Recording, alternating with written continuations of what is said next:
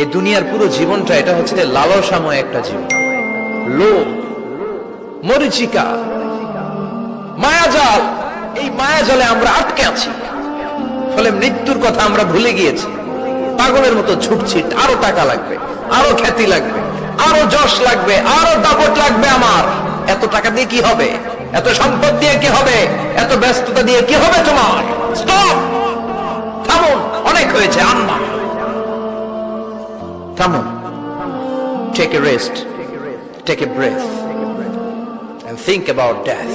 Think that you have to go back to your Lord. একটু বসেন না, একটু ভাবেন যে আমাকে চলে যেতে হবে, চলে যেতে হবে। এই কোলাহল, এই ব্যস্ততা, এগুলো থাকবে, থাকবো না আমি। সাইয়েদনা ওমর ফারুক বলেছেন, মুতু ক্বাবলা আন তামুতু, মরার আগে একবার মরো। হাসিবু ক্বাবলা আন তুহাসাবু আলাইকুম, তোমার হিসাব নেওয়ার আগে তুমি একবার নিজের হিসাবটা করো না। কাগজ বের করে একটু লিখো না কি কি ভালো কাজ করছিলা, যেগুলো দিয়ে নাজাতের ওসিলা হতে পারে। 1 2 3, আর কি কি আকাম কুকাম করছো দেখো না, লিখে দেখো তোমার অবস্থাটা কি।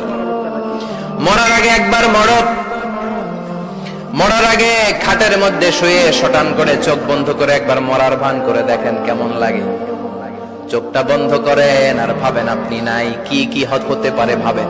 আপনার ছেলে মেয়েরা কান্না জুড়ে দিবে, আপনার প্রাণের স্ত্রী বিলাপ শুরু করে দিবে, বন্ধু বান্ধবের চিৎকার আর মাতম, স্থানীয় এলাকার মসজিদে ঘোষণা, অমুক এলাকার নিবাসী অমুক ভাই অমুকের ছেলে অমুক দুনিয়ায় নাই। সব আত্মীয়রা চলে আসবে, ফেসবুকে স্ট্যাটাস দেয়া হবে।